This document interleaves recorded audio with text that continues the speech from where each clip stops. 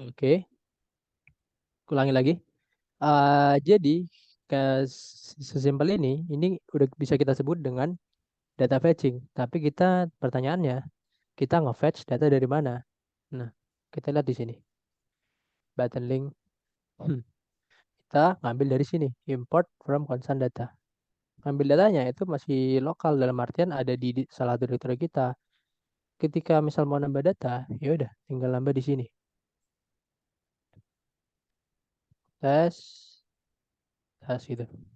Bakal nambah satu. Nah, oke, pertanyaannya, nggak semua data itu bisa kita taruh di lokal gitu.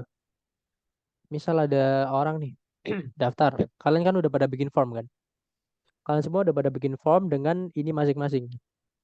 Dengan kebutuhan masing-masing. Ada yang first name, last name, email, password doang. Terus ada yang tadi, ada yang banyak banget tuh. Kayak Dira tuh berapa macam form tuh, berapa input. Tuh kan banyak banget. Terus ada yang input foto juga. Ada yang input file dan segala macam. Banyak. Kalau misal itu semua kita taruh di sini, hancur. Kenapa? Karena satu, aplikasi kita jadi berat kan. Ini berat. Padahal seharusnya yang paling oke itu di aplikasi kita tuh cuma nyimpen code aja gitu. Usahain semua data-data statis itu yang berhubungan sama istilahnya database-nya segala macam itu ada di luar. Nah, hal-hal yang kayak gini yang simple, yang datanya simple gini, itu ya untuk keperluan sistemnya aja. Misal buat nambah ini, buat nambah apa namanya? Button yang repetitif isinya. Terus misal ada navbar kalian ada banyak. Nah, itu bisa kita bikin kayak gini. Hmm. Nah, apa hubungannya dengan yang kita pelajari sekarang? Kita bakalan nyoba fetch data dari sebuah API. Nah, mungkin beberapa dari kalian belum tahu apa itu API. Sebelum kita masuk nih, aku coba ini deh, mau tanya satu orang. Ada yang ngerti nggak apa itu API? Bisa jelasin. Dapat nilai tambah nih jelas nih, Yanus. Ada yang mau raise hand, terus jelasin. Kalau nggak ada, aku tunjuk random.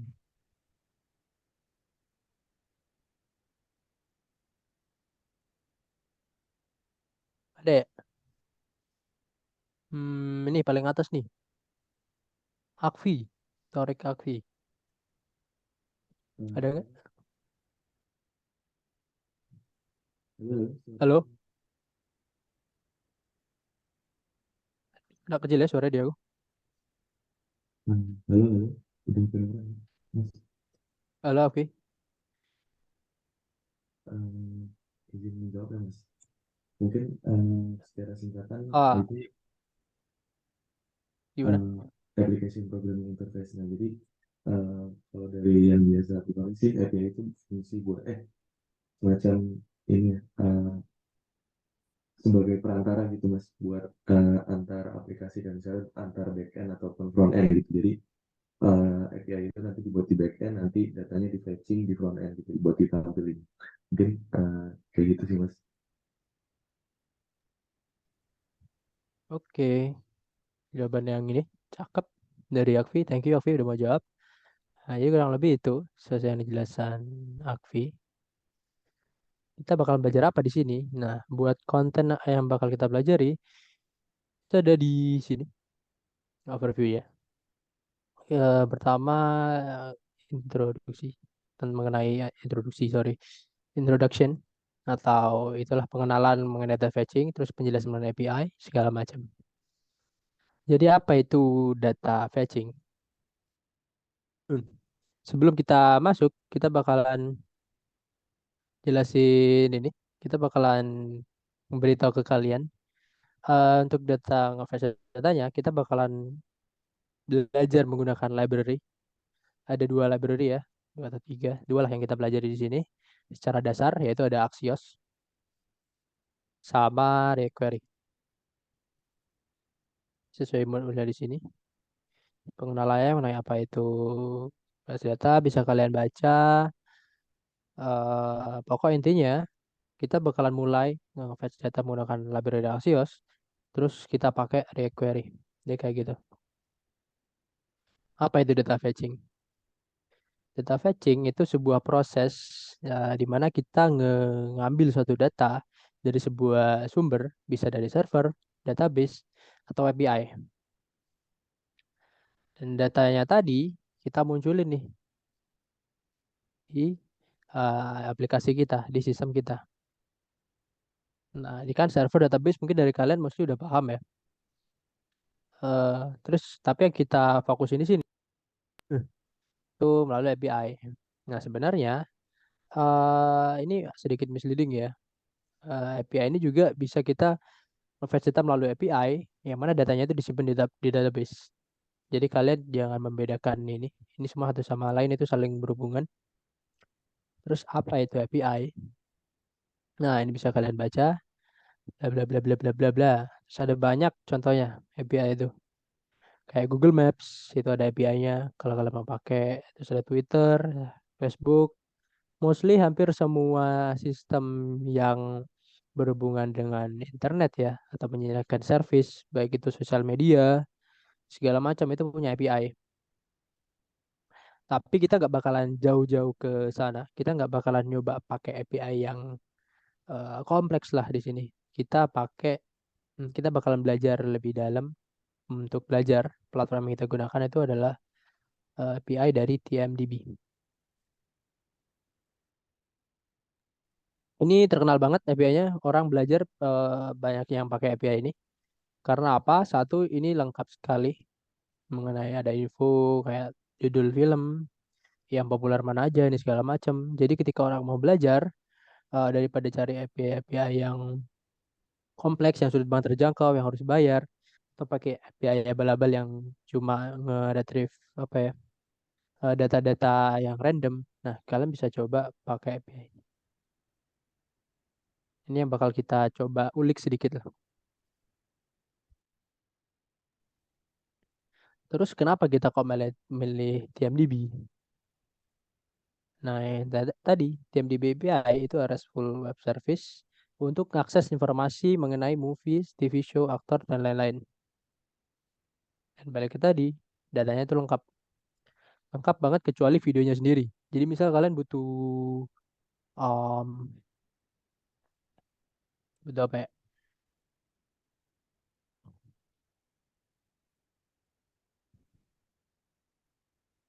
Nah, ini bisa kalian cek sendiri lah. Created by siapa, description, favorite count, segala macam. Ini banyak dokumentasinya.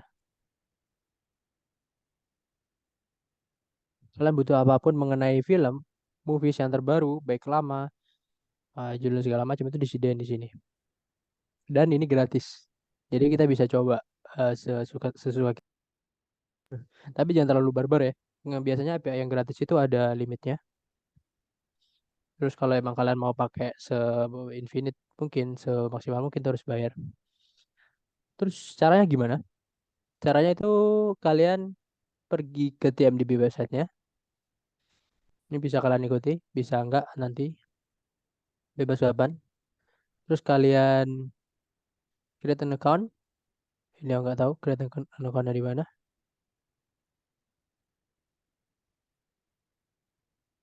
Oke, link. Nah ini, jadi ini. Kalian create account, ikutin aja. OTP dokumen bla bla bla. Nah setelah itu kalian bakalan dapat nih bentukan API-nya kayak gini, API key-nya. Ini yang bakalan kalian pakai ntar. Ya, nggak apa, pakai akunku ntar aku ganti. Tapi kalian usahain nggak generate sendiri ya, jangan pakai API ini ya. Pakai punya kalian masing-masing. Contohnya itu adalah kayak gini, cara bentukannya. Kalian bandingin ya sama data yang udah kita bikin tadi. Cuma ada begini. Nah, kurang lebih bakalan sama nih kayak gini. Hmm. Bentukan datanya cuma lebih mungkin lebih kompleks saja karena kan sebuah film atau series itu banyak ya. Ada butuh ID, logo, poster segala macam itulah. Bisa kalian cek. Tapi sebelum masuk ke sana, kita coba mulai ke hal-hal yang apa ya, ke yang simple dulu lah. Simple dulu. Ya, bisa kalian ikuti atau nanti aja bebas. Kalian simak dulu.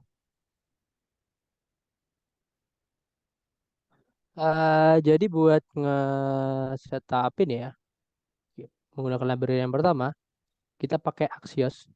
Axios aja di sini. Kita cek dulu apakah udah keinstall. Belum. Jadi kita install dulu. Kalau kalian pakai npm bisa pakai npm. Kalau pakai yarn bisa pakai yarn. Itu biasa. Ini kita install dulu Axiosnya. Udah install.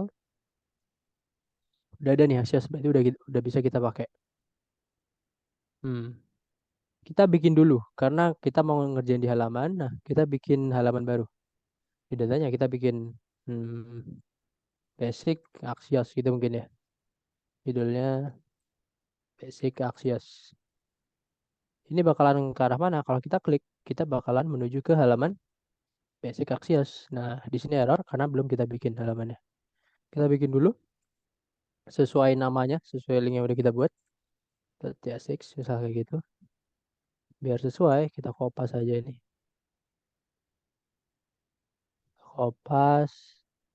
Terus kita nggak butuh ini. Cek. Nah, oke. Kita gedein dan samain backgroundnya. Nah, ini halaman yang bakal kita pakai buat ini. Buat apa namanya? Buat basic basic Axios ini lah. Oke, kita ikutin aja. Pertama, untuk pakai Axios, kita bikin dulu new file di pages directory. Pages directory, wait, kita bikin di sini new file. Kita kasih nama bebas ya, nggak harus api.ts. Tapi kita pakai ikutin modul aja di sini. api.ts nih. Oke, kita udah bikin. Gunanya fungsi ini apa? Fungsi ini tuh pakai library Axios di sini untuk nge-get request ke ini JSON placeholder dan nge-return respons datanya apa. Kalau kalian kepo bisa kalian buka aja nih. Isinya ini apa? Nah, isinya gini. Kurang lebih sama kan? Kurang lebih bentukannya tuh sama. Bentuk datanya berupa JSON ya. Ini entah bedanya di sini kayak random aja gitu. User ID, data body, ini random. Terus di page component, kita bisa import ini function datanya. Oke, kita langsung kopas aja biar cepet. Jadi kopas deh. Kita pakai yang dipakai-pakai aja.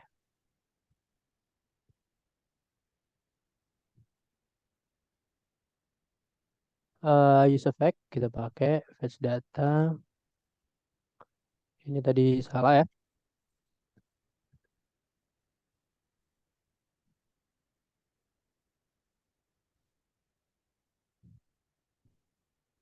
Terus jangan lupa ini diganti. Serius. Kita kupas-kupas dulu aja. Seperti ini ntar.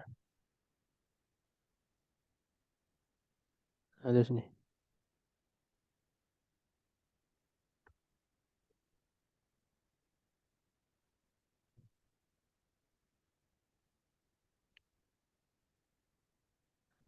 Oke, ada error. Kenapa itu? Type never. Nah, kayak lagi. Karena kita pakai TypeScript, harus kita declare datanya apa. Data type. Kita pakai apa aja? ID sama title ya. Jadi ID-nya kita bikin number. Karena ID itu angka. Terus title itu string. Itu ya. Terus kita assign di mana nih? Nah, kalau di state kita bisa bikin di sini. Kita panggil tuh data type. Loh, kok masih error? Karena ini kan bentukannya array ya. Jadi kita bikin di data type-nya. Nah, kurang siku. Oke, udah berhasil. Kita cek apakah ngerender nih. Tapi karena tampilannya kacau ini nggak kelihatan ya. Tulisan-tulisan apa? Bisa kita coba rapiin ya. Sekaligus sekaligus nge-refresh lagi. Cara pakai Tailwind. Eh, nggak pakai printer, sorry.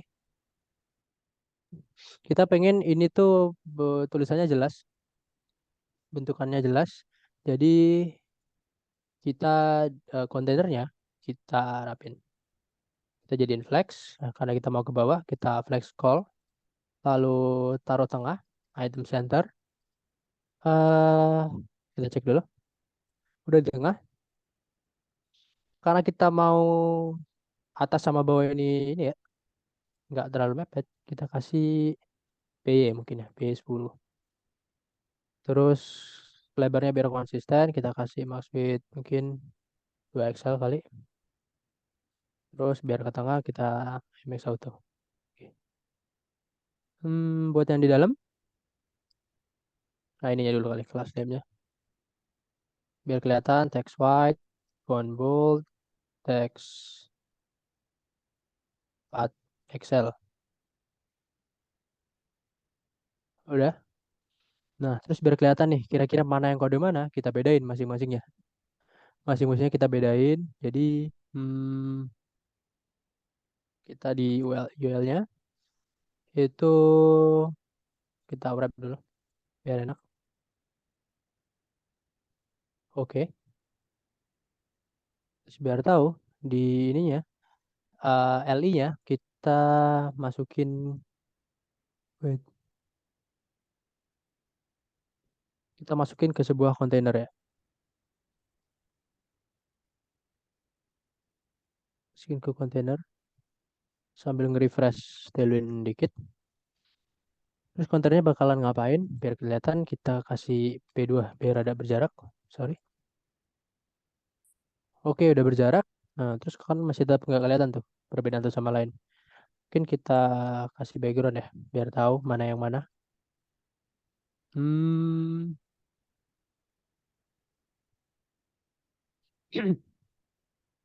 tetap nggak ini ya, tetap nggak kelihatan ya. Terus kita rounded, kita coba. Oke, udah mulai kelihatan kan perbedaannya di mana. Nah, kita kasih margin deh. Nah, ini oke. Kelihatan, terus biar eh, mungkin biar width-nya sama semua ya. Kita nggak usah peduliin responsif dulu sekarang. Kita coba. Oke, udah gini. Udah kelihatan nih mana yang mana, mana yang ini segala macam. Item title. Terus biar kelihatan juga, mungkin di sini kita kasih hmm, ID juga kali ya. Kita kasih ID. Gimana ya sini? Oh, kita pisahin aja kontainernya.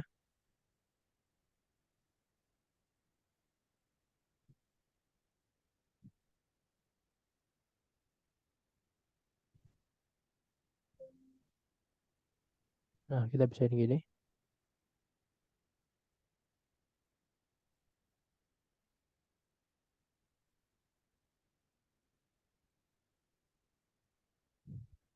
Yang ini juga kita masukin ke kontainer ya.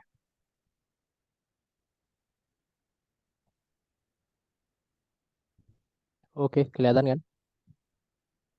Cuma nggak serasi nih. Teksnya mungkin kita ganti yang lebih kelihatan jelas. Teks red 500 misal. Coba, nah. Ini kan nggak, ini ada yang panjang, ini segala macam. Kontennya banyak, ada yang dikit, ada yang beda kan. Kita pingin kontennya itu apa ya? Sama semua. Nah, kebetulan di Tailwind itu nyediain sebuah plugin ya, namanya Line Clamp. Nah, ini udah ada nih.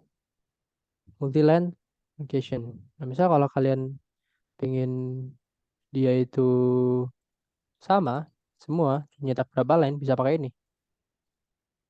Ini dari ininya sendiri. Cara pakainya gimana? Kita install Line Clamp ya. Terus kita masukin require ini ke plugin di Tailwind config.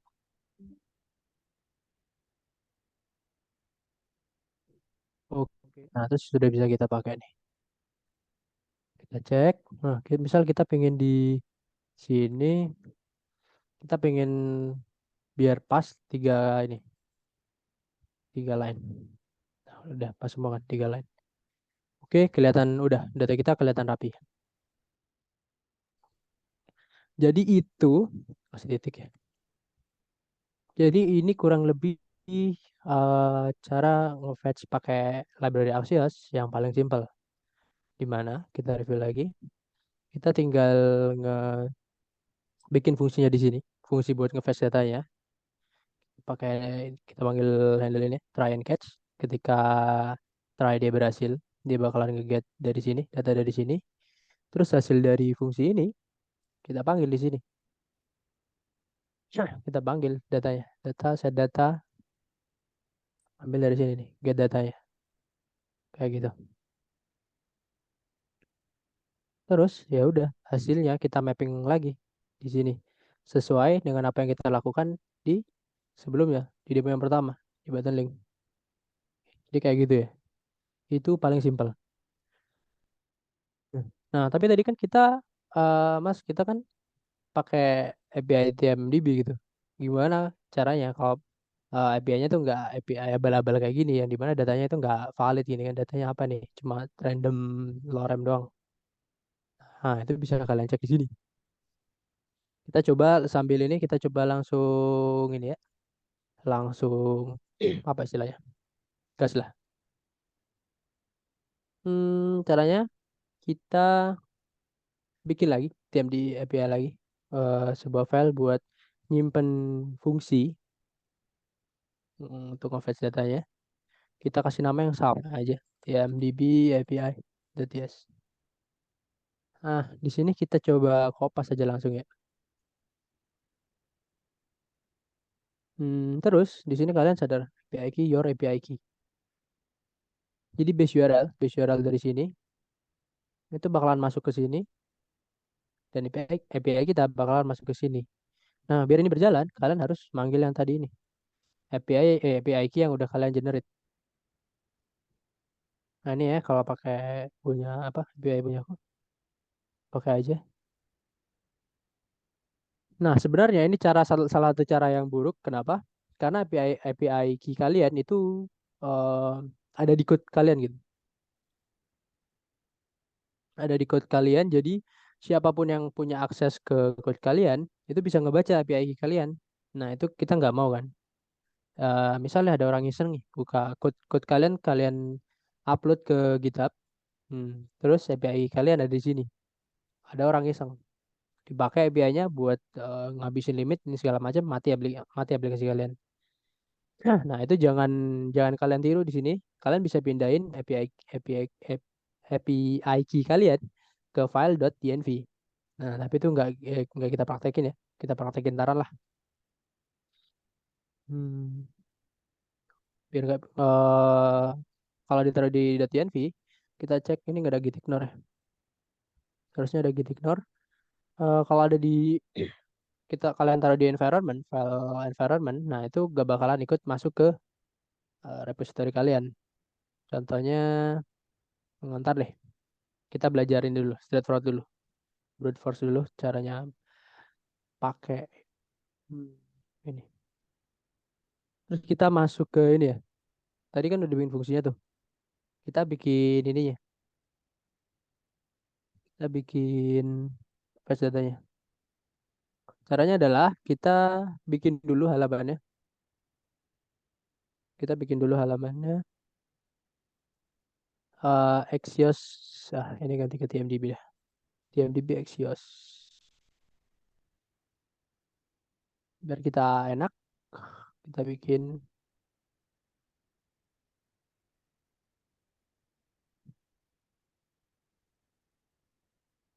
Oke,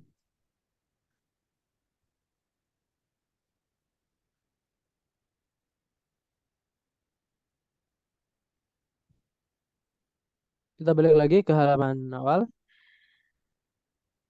Wait, ini headernya nggak fungsi. Nah, ini harusnya balik ke home.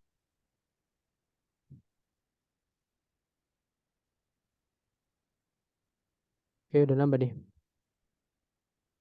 Coba ke halaman TMDB Axios. Nah, ini kita kopas saja yang tadi.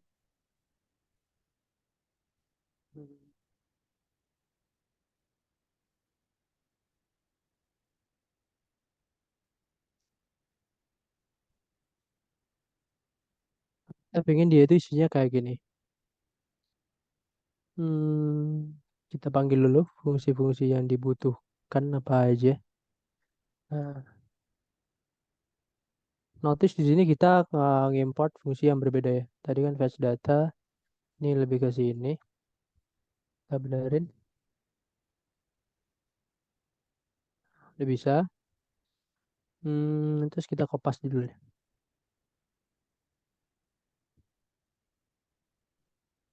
Oke, terus isinya gimana?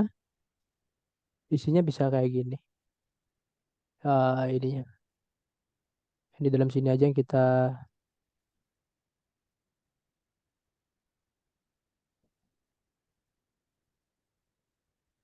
movies, movie, ini movie.id,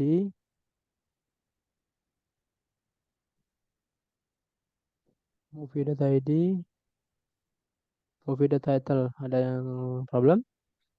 Typing safe. Nah, dari TypeScript dia bawel tuh dia minta typing karena kita manggil sama ini ya. Kita masukin di sini di use state-nya kayak yang tadi. Data type. Udah dia udah nge-review. Nah, udah nih. Udah kelihatan kan? Kalau kalian bingung, kita buka aja. Hmm,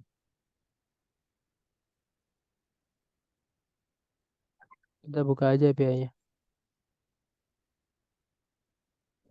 Yang tadi yang mana yang tadi?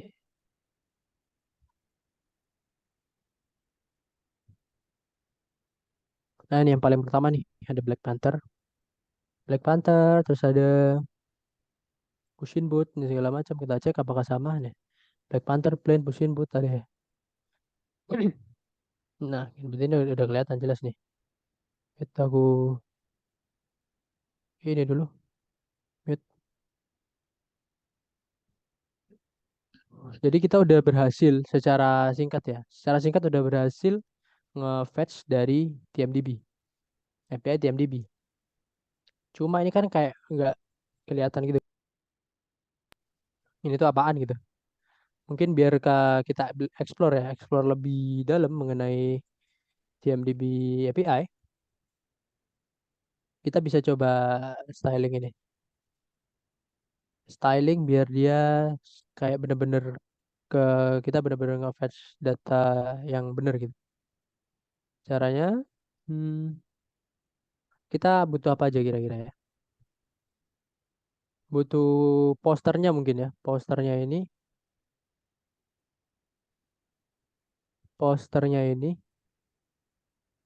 ya punya poster kan masing-masing dari punya poster.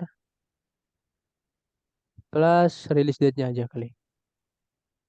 Ya kalau kita cek ya, salah satu nih ya. Kalau kalian kepo, kita ambil mana poster,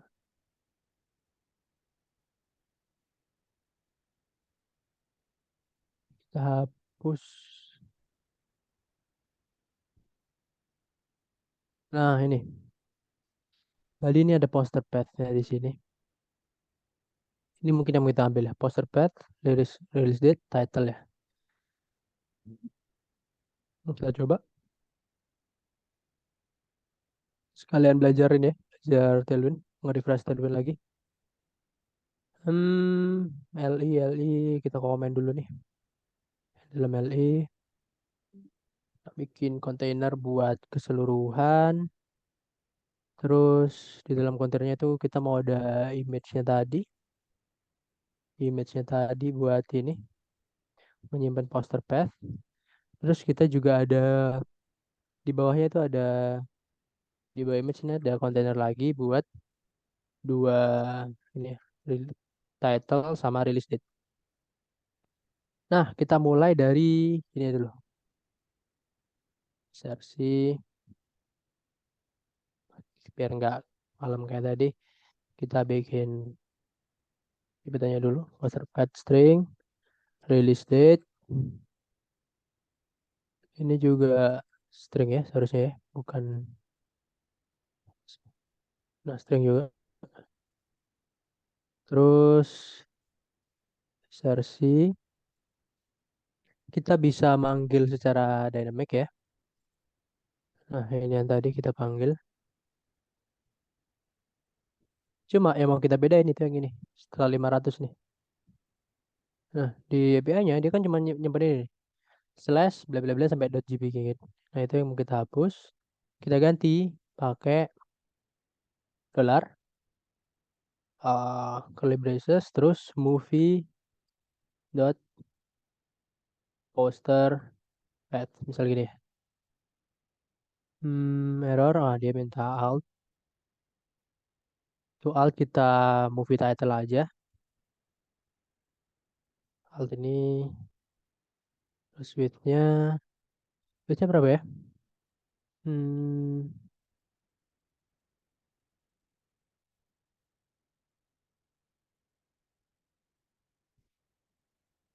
kita bebasin dulu. Misal ambil contoh 200 sama height 300 ini belum diimport. Kita cek apakah berhasil. Nah, kalian pasti ketika nge-import maksudnya eh, narik sebuah gambar dari sebuah source ya yang baru, Next.js pasti bakalan muncul kayak gini. Invalid assertion bla bla bla. Hostname-nya harus kita daftarin dulu. Image.tmd is not configured under bla bla bla bla. Ini caranya. Kita coba ke next config.js. Nah, di modul ekspornya ini tadi, ini bakal sering kalau kalian sering nge-fetch ini ya, data-datanya dari luar, nggak dari publik kalian sendiri, yang dimana itu jangan seharusnya. Semua semua hal-hal gambarnya segala macam, itu jangan kalian simpan di publik biar nggak berat. Nah, bakalan muncul kayak gini nih, URL-nya atau link-nya itu nggak belum kita daftarin. Caranya adalah kita daftarin dulu. Bisa manggil image, kalau nggak salah ya, seingatku. Terus domains-nya kita masukin. Domains-nya apa? Cek di sini. Nah ini, nggak bakalan bisa karena kalau kalian ada perubahan di luar ini ya, file di luar SRC, misal di nextconfig.js, kalian harus nge-restart dulu.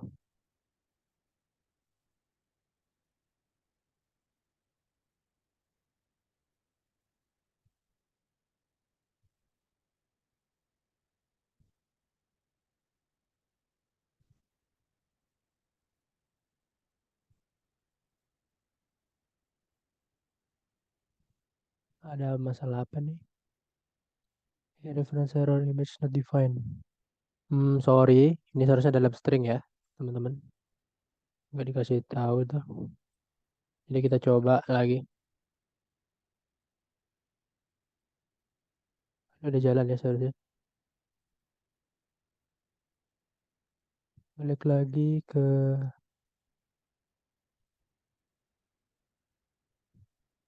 masih belum ke konfigurasi. Harusnya udah ya.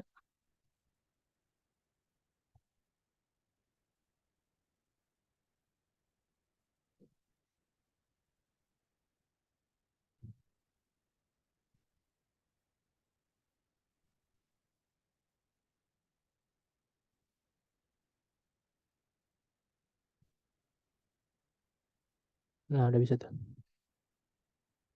Oke, image-nya udah kita fetch semua nih. Jadi semua image yang ada di sini udah kita masuk banyak tuh, udah banyak. Tapi kita nggak mau cuma image doang kan? Kita coba bikin desain asal-asalan aja kali ya. Asal-asalan, misal di sini ada title, di sini ada release date kan. Kayak gini. Kita jadiin ini di satu kontainer ya. Kita mau dia flex, oke. Tapi kita mau dia ke bawah, sip. Terus semuanya di tengah. Dan kita kasih biar kelihatan, kita kasih BG gray lagi. Oke. Terus B2. P2 biar kelihatan nih. Nah, ini kan semua masih nyambung kan? Masih nyambung, kita coba tambahin margin aja satu ya kali. Margin satu, terus biar kelihatan lebih modern dikit, kita kasih rounded MD, oke. Terus, apa lagi kira-kira yang butuh ya? Segini aja cukup begini ya. Udah cukup, atau mungkin kalau kalian pengen cakep nih, ini kan digeser-geser nggak ada ya. Kalian bisa kasih animasi. Animasi misal kayak gini. Ketika di over, dia tambah gede gitu. Transition, kita set dulu durationnya berapa. Bisa 500. Terus ketika kita kecilin aja scale-nya jadi 95 biar sedikit kecil. Hmm, cakep kan perubahannya tadi smooth. Terus kita coba ketika di hover, dia scale-nya jadi 105. Nah, ini kelihatan nih. Oke, jadi kelihatan sedikit cakep ya. Lebih manusiawi lah. Terus ini mungkin kita kasih, apakah bisa? Oh, nggak salah. Nah, terus yang ini nih. Ini kita mau styling dikit juga. Kita mau dia flex call biar tetap. Terus kita mau dia taruh kanan ya. Kan rada ini. Kok nggak mau ke kanan. Hmm, kita fullin dulu width-nya. Kanan terus apa lagi? Udah kali itu aja. L1 mungkin. Terus di setiap ini masih kelas name, Xrad, berat Xrad ya. Yang ini semi bold. Tapi masih sama kan? Kita ganti aja di sini. Ini jadi movie dot title. Udah ganti semua. Wih, ini jelek. Ini jadi movie dot release date.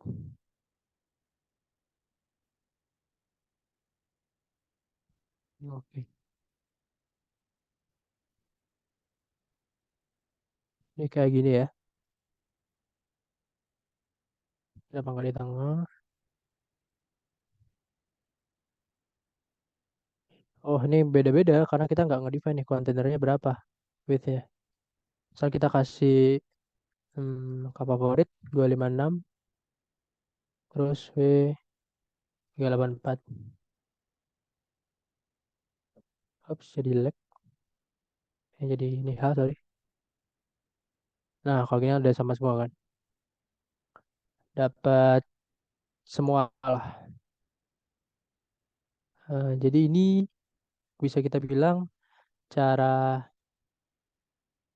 cara yang paling ini ya, cara paling simple atau cara nge-fetch sebuah data dari API menggunakan Axios dan API yang kita maksud di sini itu ini ya, bisa kalian otak-atik. Misal kalian pengen nambahin overview, itu bisa kalian panggil aja API overview. Terus misal kalian pengen nambahin apa ya, original title apapun itulah, popularity dan segala macam, bisa kalian tambahin aja di sini. Nah, oke, itu udah mencangkup. Oh belum ya, lanjut dulu.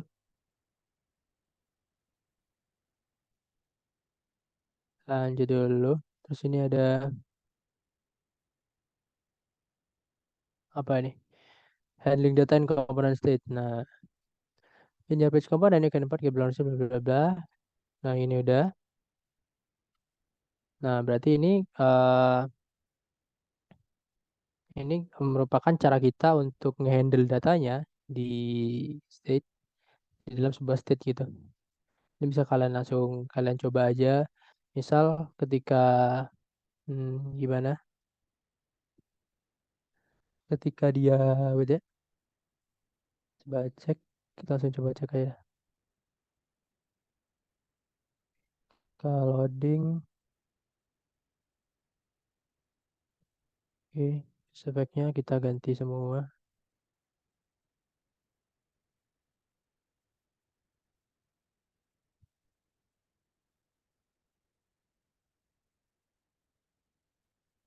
Ya, jadi ini cuma ngehandle ini aja sih, ngehandle apa ya?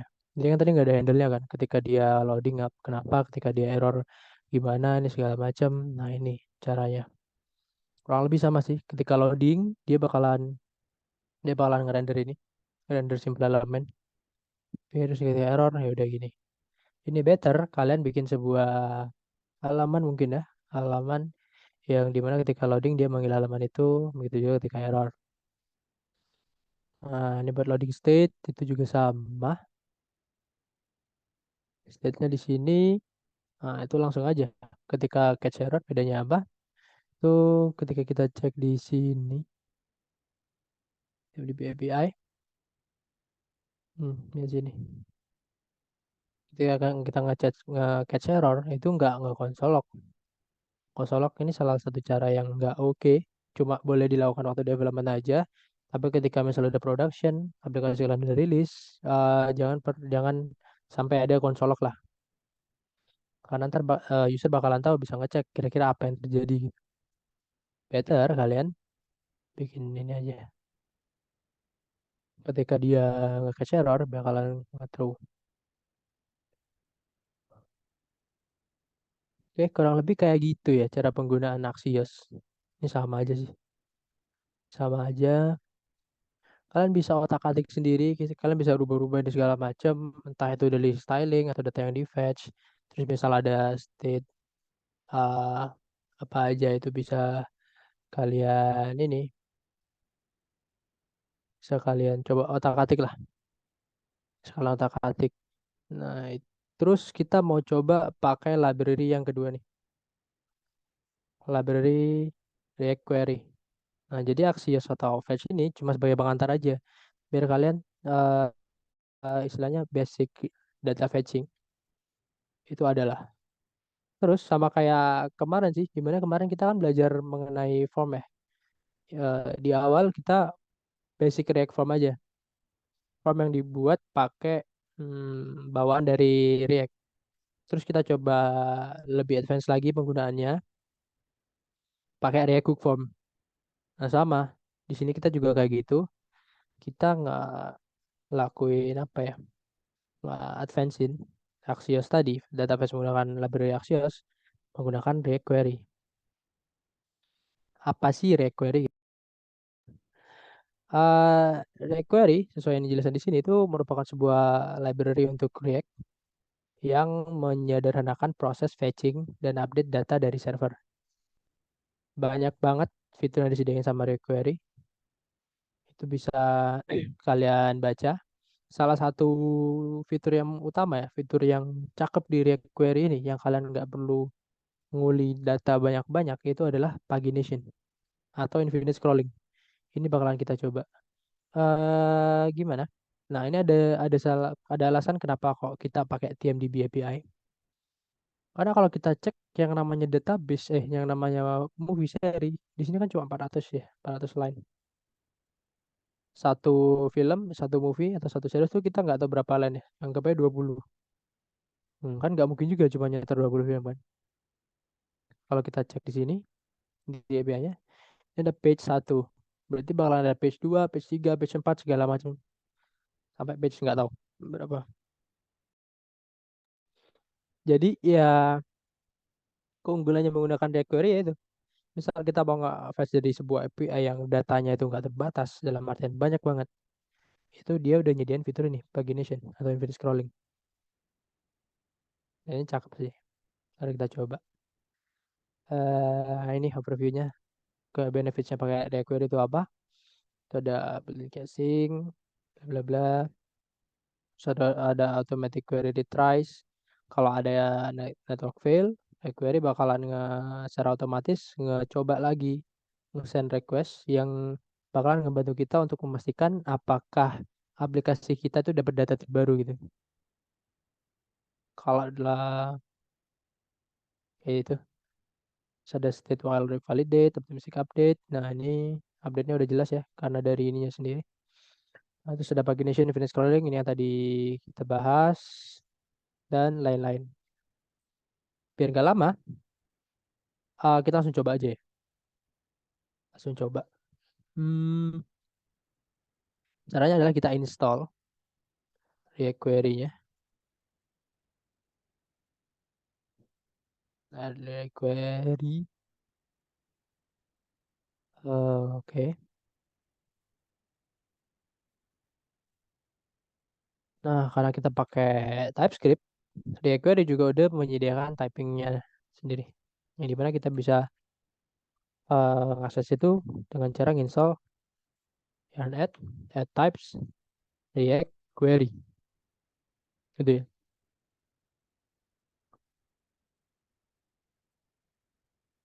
Oke, udah kita install.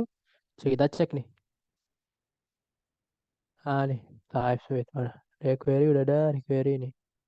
Kalau kalian masih nggak percaya udah install apa nggak, kalian cek nih di Node Modules. Kalian scroll, ada nggak? Nah, tapi itu nggak perlu ya. Teks. Nah, terus cara gunanya gimana? Kalau kita kayak Axios tadi atau library fetch standard ya, itu kita nggak ngapa-ngapain kan. Setelah install ya udah tinggal pakai aja gitu. Nah, tapi kalau pakai React Query, kita harus nge-wrap seluruh aplikasi kita, seluruh di sini case-nya React ya, dengan ini, query client provider. Kita wrap yang di sini nih, kompon. Nah ini kita wrap aja nih,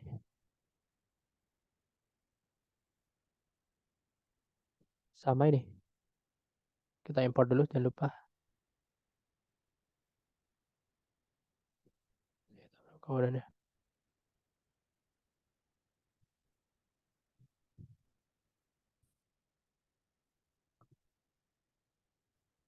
ini apa nyempil? Oke. Kalau kita pasti ini udah di wrap ya komponennya, aplikasi kita sama komponen ini, berarti oke nih, udah bisa kita pakai. Terus kita coba dulu sama kayak Axios tadi. eh kita coba ini ya, nge-fetch data simpel-simpelan. Caranya balik lagi ke cara awal. Kita balikin dulu ke ini.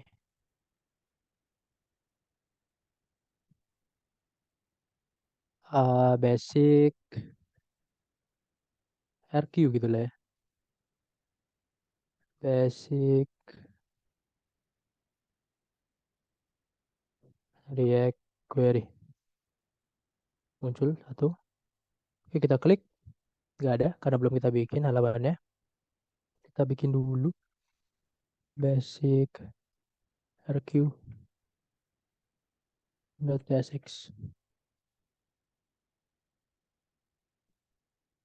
Kita kopas aja kali ya.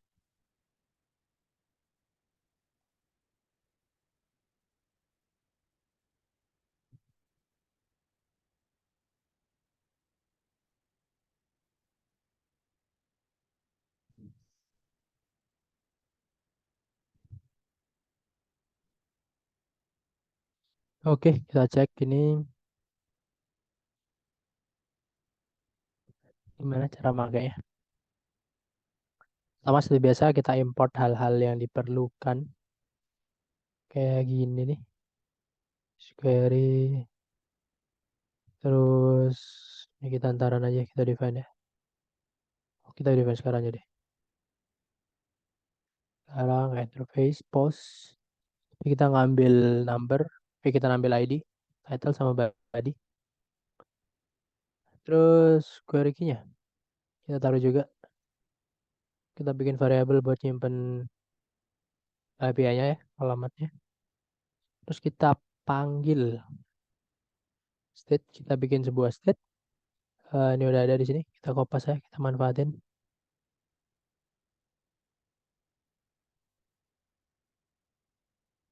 Manfaatin, oke.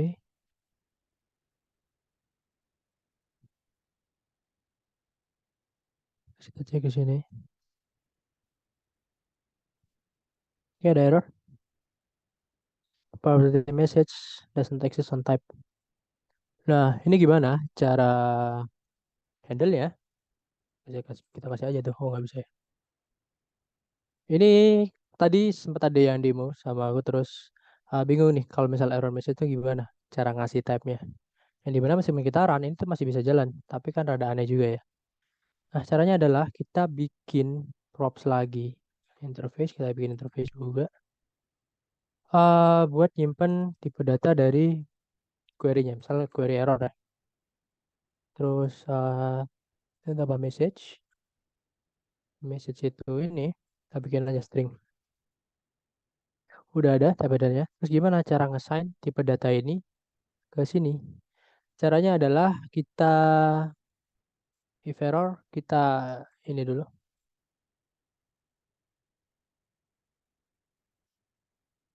Kita bikin begini. Terus kita bikin aja variabel buat ke parse-nya tadi. Biar dia nggak langsung nembak ke error message. Misal namanya query error. Terus error s query. Oh ini. Yang tadi tanya baru masuk ke query error. Dan di sini kita ganti. Yang tadinya error jadi query error. Nah, dengan cara ini kita bisa nge-assign data ini. Set ke sini. Jadi kalau kalian nemu problem kayak gitu, di mana kalian mau ngakses error message dan TypeScript minta harus di define tapi datanya, bisa kalian pakai cara ini. Terus lanjut ke mana ya? Lupa. Nah ini nih, UL nih ada UL.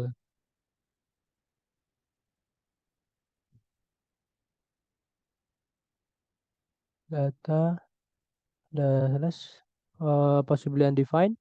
Kalau possibly undefined, kita kasih aja tanda tanya. Oh, sama kayak tadi. Karena sama kayak tadi, kita kopas aja ya. Kopas, sinilah.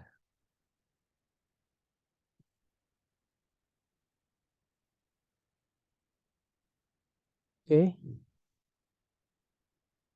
sama. Jadi kalau kalian cek, ini hasilnya benar-benar sama antara basic Axios sama basic RQ ya, ya query. Sama banget, gak ada yang beda. Jadi di sini penggunaan mungkin di mata ya, secara kita ngelihat client side ya, itu gak ada yang beda gitu. Cuma di sisi processing di belakangnya, itu kelihatan banget perbedaannya di bagian tadi untuk nge-query datanya. Ada perbedaan performa yang bisa dicek kalau kalian gabut, itu ada ininya, ada alatnya, ada toolsnya buat ngecek kayak kecepatan nge-query itu gimana. Itu bisa kalian bandingin antara requery sama Axios. Nah, kalau dapat, nah bisa kirim tuh di grup. Entah hoax mas, lebih cepat Axios. Nah, itu bisa aja kirim. Karena kita nggak ada waktu ya buat ngecek, kita lanjut aja. Nah, terus kita juga ada ini di requery itu kita juga ada ngehandle data ya di query cache-nya. Itu bisa kalian coba sendiri. Hmm, kurang lebih sama kayak yang tadi. Nah, tapi yang pengen kita pelajari lebih dalam itu di sini, di pagination, di fitur yang benar-benar sip, yang nggak ada di Axios tadi. Ya, ini gimana cara pakainya? Kita coba langsung ya. Oke, kita hapus. Nah, jadi kalau kalian scroll ke bawah nih, ini tuh mentok nih di 100. Padahal kalau kita cek pos ini, nah ini sudah 100 ya. 100 benar. Apakah ada page-nya? Nggak ada ya. Nah, kita buktikan apakah ini cuma nyimpen 100 data doang. Kita buktikan pakai React ini tadi, React Query, pakai fitur pagination-nya tadi. Caranya pertama kita apa yang kita bedain? Langsung kopas aja kali. Kita langsung kopas saja dari kita bikin dulu halamannya seperti biasa, lupa. Kita bikin namanya pagination Q. Ini pagination query. Kita balik. Ada nih. Oke, oke, kita flex wrap aja.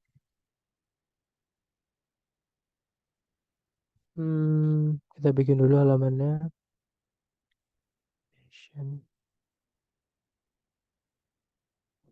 Txt gitu ya.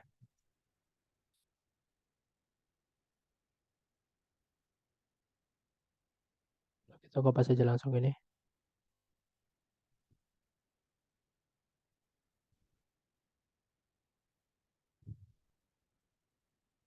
Hmm,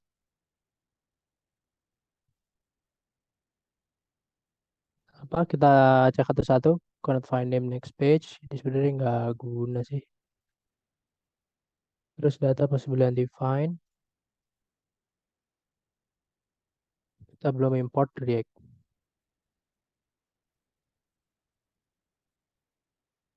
Oke. Kalau kita cek,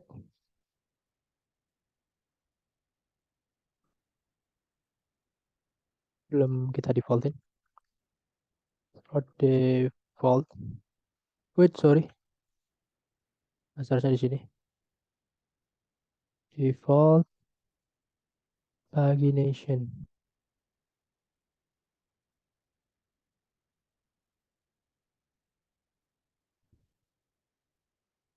Kita bikin bentukannya apa ya biar enak ya?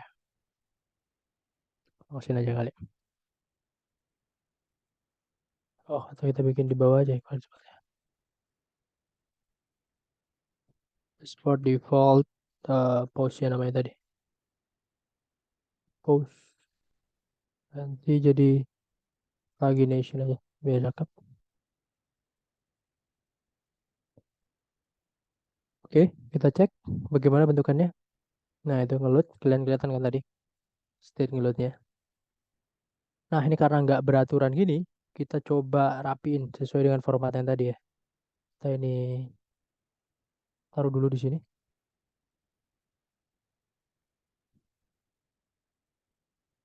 Bentaran dikit.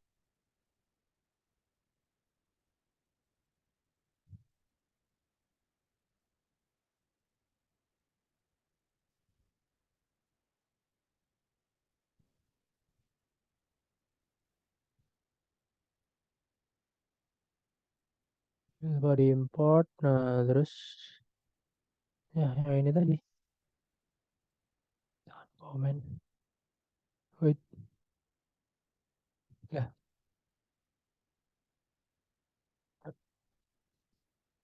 Terus kita masukin di sini.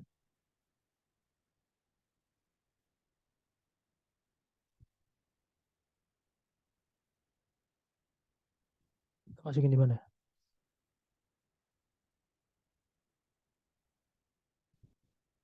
Saya jelek banget.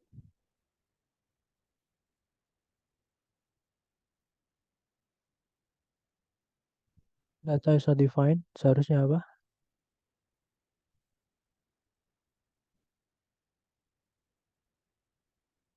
Let's pause.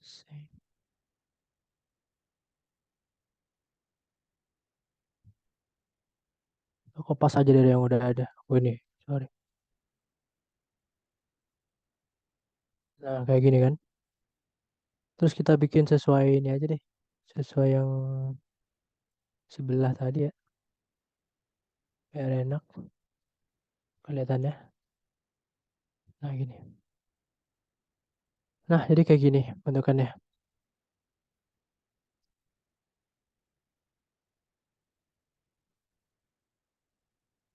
Jadi bentukannya tuh kayak gini. Hmm, dia kalau kita bandingin kayak yang tadi. Kalau kita bandingin sama ini kan banyak kan langsung 100 kan. Kalau di sini itu bertahap. Bertahap.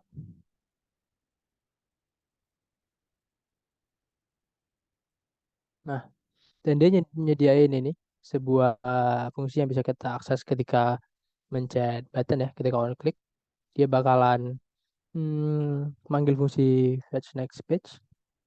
Nah, yang dimana fungsi ini bakalan sesuai namanya nge-fetch page selanjutnya. Apa yang terjadi ketika kita klik balik more? Dia bakalan lagi bakalan ngambil lagi Nah, kalau kita cek, kita samain kayak ini mungkin ya. Di Q,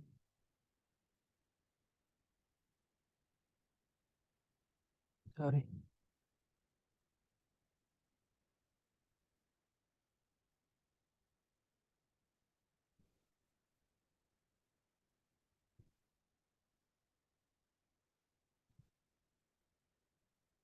Ini kita ganti post.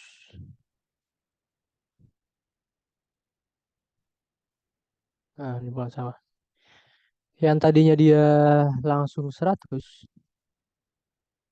karena kita menggunakan fitur pagination di requery, dia bakalan nge-fetch data yang seperlunya kita. Seperlunya kita di sini. Kayak load more, bakalan nambah lagi, nambah lagi, nambah lagi seterusnya. Sampai datanya dia habis. Bakal cuma 100 doang. Iya, cuma 100 doang. Jadi kayak gitu. Jadi ini merupakan implementasi kita menggunakan ini ya, menggunakan pagination. Fitur yang dibikin oleh requery, yang disediain sama requery. Gitu. Terus ada juga time based catching di sini, di mana ini kita bisa ngeset buat nge-fetch-nya itu berapa lama gitu. Berapa lama, misal kayak gini, ini kan 60-60, 3000 milisekund ini ya bentukannya ya. Ini 1 jam. Ini dia bakalan nge-loading terus ya. Loading terus sampai 1 jam gitu. Kalau kita cek, kita coba ya. Hmm.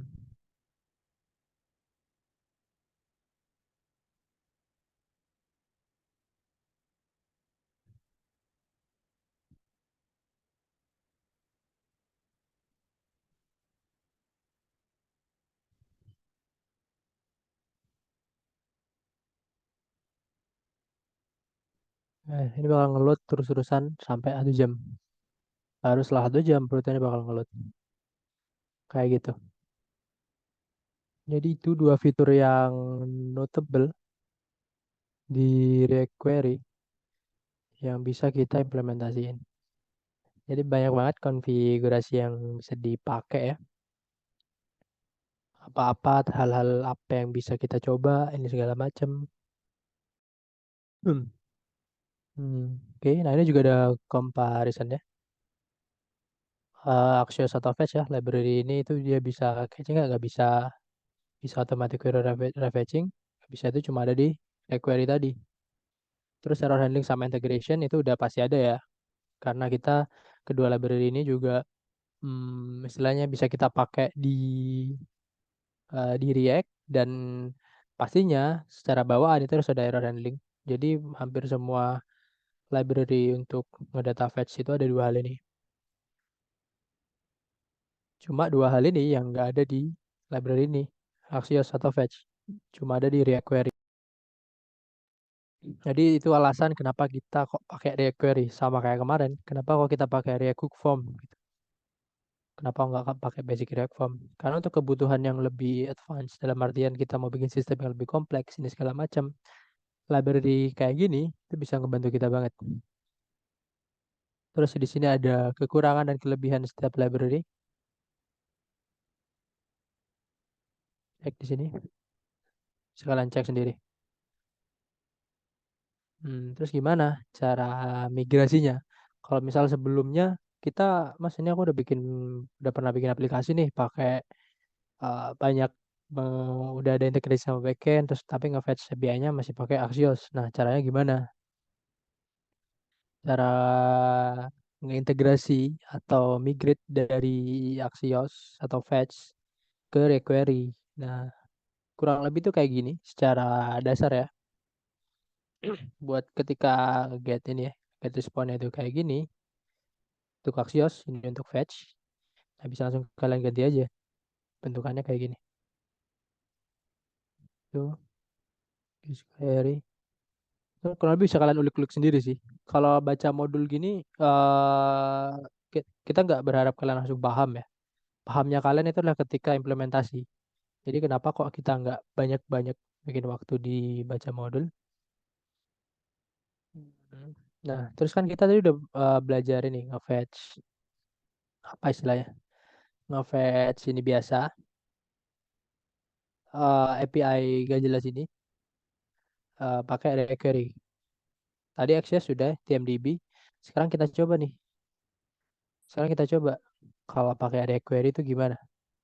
Perbedaannya di mana gitu? Jadi perbedaannya ada di kita ikutin aja langsung. Kita bikin ini baru, file baru buat nyimpen fungsi, buat nge-get ini ya, nge-get data atau nge-get response untuk KPI TMDB. Namanya terserah, nggak harus sama. Tapi aku ngikut ini aja, RQ TMDB misal gitu ya.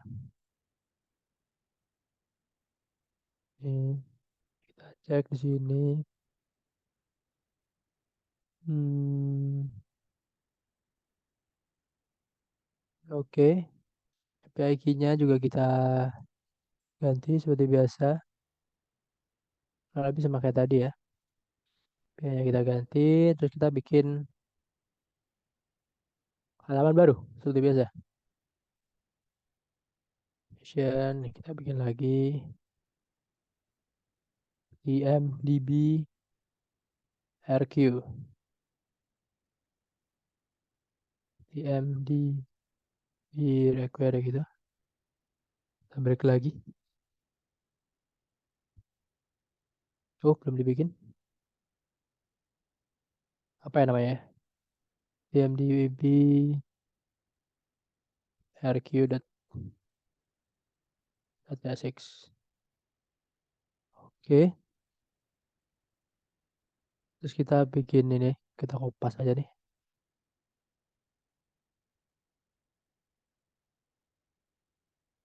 Components.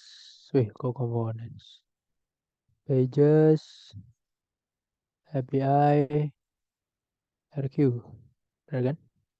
Ada error. Apa nih?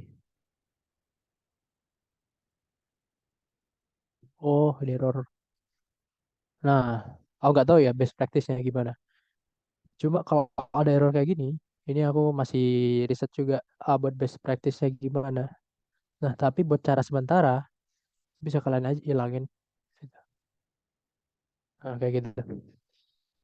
Itu jangan ditiru ya. Juga masih inilah. Terus, oh kita cek apakah sudah berhasil.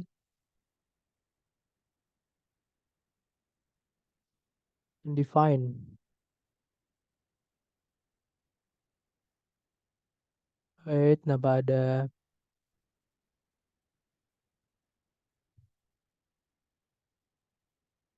cannot read properties undefined. Kira-kira apa itu salahnya? Hmm,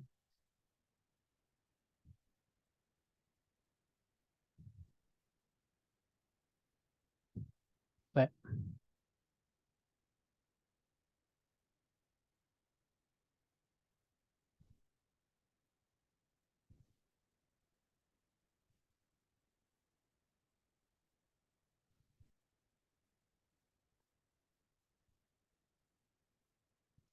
Map gitu ya. Ntar aku cari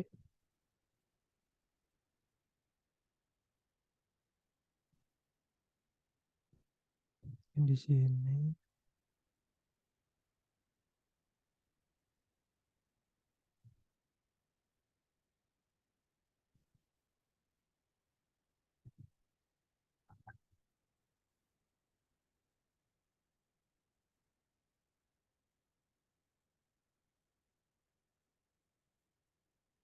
Hmm,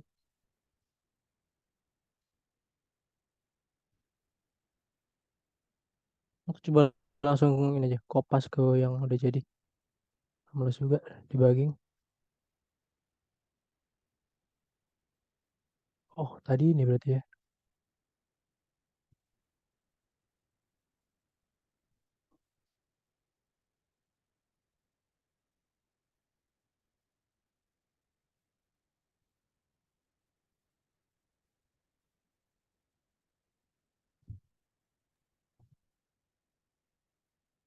Itu coba datanya di ini dulu. Gimana? Di data sebelum ini, sebelum data result tuh sebelumnya data dan gitu. Jadi ngecek datanya udah ada dulu, baru itu bisa ngerunning. Mungkin ya, Oke, kayak enggak sih? data NN. Nah, coba refresh.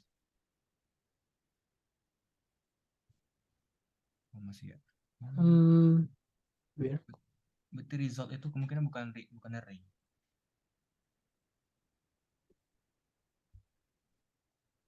cek di sini.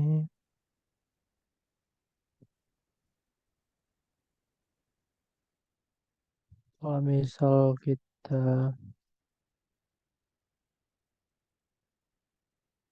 mana ini?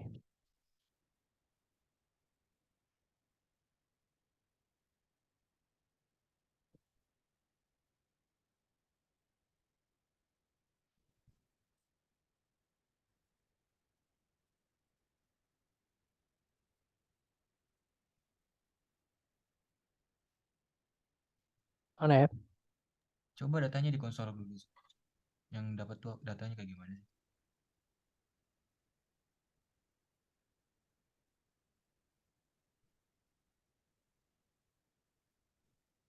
Wah ini sih, nggak keluar. Wait ya bentar. Datanya di konsol dulu.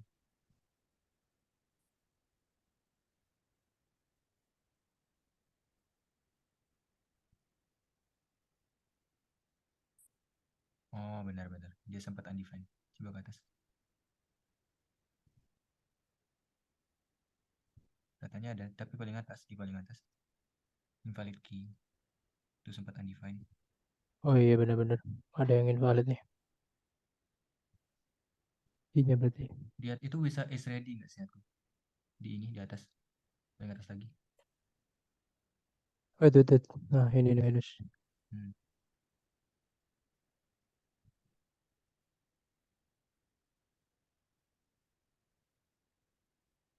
Nggak usah. Hmm, Di itu, di data itu kan sempat undefined kan di awal kan. Nah, makanya coba kembali ke ini. Codingan yang itu. Codingan yang data tadi.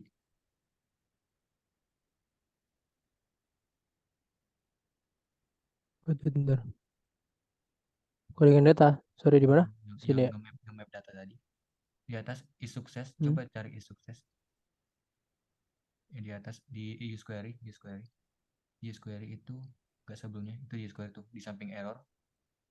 Di samping di atas paling atas line 8 line 8 line 8 Oke. kalau Kenapa? nggak salah ada properti namanya is if sukses gitu, sukses atau apa, coba di kontrol spasi aja ada nggak Ses. propertinya.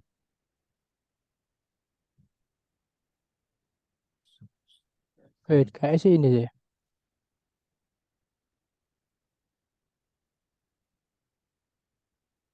Ini ada dua hal yang berbeda ya. Hmm,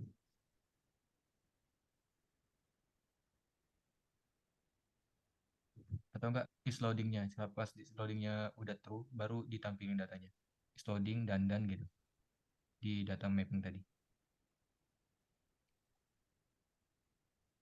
oh enggak. Ini Yunus yang salah Nus. API-nya Salah di API-nya. API-nya. Kenapa tadi berat bisa ya? Salah di API-nya tuh. Apa ini bisa ya?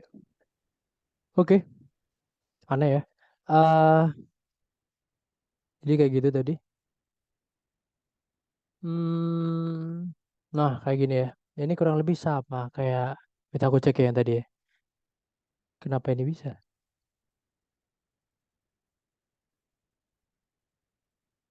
Iya, API-nya Nus.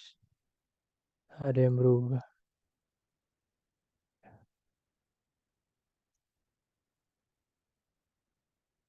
Oh iya, itu yang salah sih. Oke. Jadi ini perbedaannya. Kalau secara mata telanjang ya nggak kelihatan kan? Aja nggak kelihatan beda nge-fetch-nya. Cuma balik lagi ke dari cara kita nge-code itu satu lebih simpel ya. Kalau kita bandingin. Kalau kita bandingin di sini, eh sama Q, itu jauh lebih enteng karena kita tinggal manggil ini aja hooks use query yang disediakan sama requery buat manggil sekiranya state apa aja yang kita butuhin, misalnya is loading, is error, tampil datanya, sama errornya, bentukan errornya kayak gimana gitu. Dan kalau di Axios kita harus masih pakai kita harus nge-define dulu state-nya apa aja, movies. Terus kita masih harus nge-set movies itu berdasarkan result yang udah kita dapat dari data yang udah kita fetch tadi. Kayak gitu. Jadi di situ code wise lebih simple. Terus di backend processing. Backend processing maksudnya di proses di belakang ya. Waktu aplikasi frontend kita itu nge-get data dari server, itu juga lebih optimal seharusnya. Kayak gitu. Nah, ini seharusnya udah kurang lebih udah selesai ya. Ini juga ada best practice-nya di sini. Kalau kalian mau cek dalam bahasa Inggris nih, kayak kalian sebenarnya kayak kalian itu nggak harus pakai jQuery, bisa aja pakai Axios. Tergantung sama kayak project yang kalian bikin itu apa gitu. Kira-kira butuh kompleks data fetching nggak dan segala macam. Itu harus kalian tentuin karena itu bakal mempengaruhi pilihan kalian kenapa kok pilih jQuery bukan Axios, begitu juga sebaliknya. Ini juga consider juga kompleksitasnya. Terus kalian juga harus mengevaluasi resource yang ini lah bla bla bla ini mata kuliah RK ini, rekayasa kebutuhan. Nah, terus jadi kayak gitu ya kurang lebih pertemuan sekarang. Cuma ini kan udah jam 9:30. Ini aku kasih challenge antara aku umumin. Ada beberapa hal yang perlu aku tekanin sih. Jadi ini opsional ya jatuhnya ya. Buat kalian yang mau stay di sini, itu bisa stay buat jelasin penjelasanku. Tapi buat kalian yang ada acara atau ingin, misal besok udah kelas pagi, terus mau tidur segala macem, boleh leave. Karena secara formal itu udah sampai sini aja mengenai basic data fetching di Axios sama jQuery. Nah, terus buat challenge-nya itu adalah ntar aku tulis secara detailnya. Di tugas pertemuan ketiga ini dari hasil apa ya?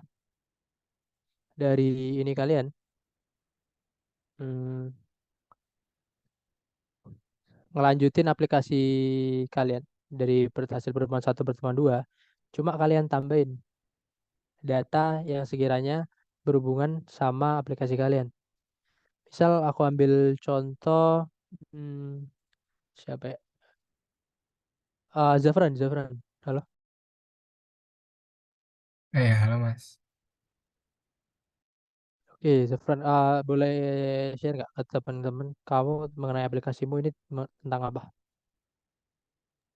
Oh ya, oke. Jadi aplikasi saya itu tentang eh, travel agency gitu Mas. Jadi saya nyediain paket travel buat orang-orang yang mau daftar gitu. Jadi udah udah termasuk sama pesawatnya, termasuk sama penginapan, sama kayak satu paket itu deh Mas. Jadi nanti orang-orang tinggal kalau mau eh, liburan atau apa gitu, tinggal daftar di website saya gitu Mas. Nah, oke. Berarti nyediain berarti bisa aku simpulin ini ya tempat wisata lah ya secara overall ya. Iya, tempat wisata. Nah, oke. Sebagai ide buat kalian, sebagai ini ya buat challenge selanjutnya tuh ngapain? Kalian bisa kita ambil contoh di case-nya Zafran. Misal traveling segala macam tempat wisata. Nah, Zafran bisa misal naruh banyak data-data buat kita ambil contoh tempat liburan gitu. Tempat liburan yang beneran tempat liburan kayak misal Maldives, Paris dan segala macam gitu ya, kota-kota di luar negeri atau Indonesia juga boleh. Nah, tapi buat datanya itu kalian nggak boleh statis. Datanya itu ngambil dari internet. Dalam artian bukan kalian download terus kalian masukin ke code kalian ya, tapi datanya itu nge-fetch dari sebuah API yang berhubungan aja sama case kalian. Misal API tempat wisata gitu. Apakah ada API-nya? Nah, itu PR kalian masing-masing. Kira-kira kalian butuh butuh apa nih? Contoh misal yang paling kalian sering dengar ya, misal Rapid API ya. Rapid API ini nyediain kayak sebuah data untuk satu video YouTube, Spotify, ini segala macam itu banyak banget bisa kalian ulik di sini. Nah, kalian bisa pakai API-API yang ada di internet buat naruh data di aplikasi kalian. Balik lagi ke Zafran. Zafran pengen uh, nampilin data tempat-tempat wisata yang ada yang aplikasinya mau ya. Karena kita cuma front end doang di sini, kita nggak ada backend kan. Data-datanya otomatis kita nggak bisa bikin sendiri. Kalian buat datanya bisa nge-fetch dari sebuah API yang nyediain keperluan kalian itu. Kalau misal kalian mentok nggak ada API yang nyediain data keperluan itu, ya bisa cari API-API lain lah. Nah, banyak banget sebenarnya. Kalau misal kalian bingung, bisa minta tolong ke admin buat cariin contoh sekiranya API apa yang nyimpen data sesuai dengan kebutuhan kita. Contohnya mungkin yang lain, Frederick, halo. Iya, Mas. Nah, ini kamu aplikasimu tentang apa? Sedikit aja overview. Secara garis besar, aplikasinya menjual makanan untuk binatang peliharaan, Mas. Nah, binatang makanan peliharaan kan. Nah, kamu bisa cari API yang nyediain data buat hal itu. Eh, Misal dia API buat udah apa namanya? Nyediain data buat makanan misal ya. Makanan hewan, misal brand-brand kayak paling kayak Royal Canin, Whiskas, dan lain-lain. Aku nggak hafal. Nah, itu bisa kamu cari API-nya. Kalau mentok gak ada, ya udah mungkin cari API yang berkaitan dengan makanan gitu. Yang penting di pertemuan ketiga ini kalian bisa nampilin data dari sebuah API yang berhubungan dengan aplikasi kalian. Kayak kalian tampilin tuh. Jadi data yang ada di aplikasi kalian itu nggak data-data statis atau data-data yang kalian define sendiri. Misalkan di sini. Kalian download image sebanyak mungkin, kalian taruh di public, terus kalian bikin kayak page-nya sendiri enggak. Tapi kalian harus nge-fetch itu dari API luar. Oke, kayak gitu ya. Ntar buat detailnya aku tulis. Nah, selanjutnya ini balik tadi. Ini aku bakalan ngasih istilahnya apa ya? Ngajarin kalian satu hal lagi yang harus kita tekanin yaitu mengenai dynamic routing. Cuma ini sifatnya opsional ya. Kalau kalian emang mau tidur, kalian mau ini. Nah, itu salah satu referensi yang dikirim Yunus Public APIs. Itu banyak banget. Sifatnya opsional. Kalau kalian mau live duluan, oke. Tapi kalau kalian mau nimbrung, nggak apa-apa juga. Karena ada recordnya juga ntar ini. Ini mengenai dynamic routing gitu. Gimana caranya kita, misal kayak gini. Kalau kita klik ini ya, kita klik, itu kan pasti bakalan anggap kata ke suatu preview, ke preview ini kan. Oh ini deh, Hotstar misalnya.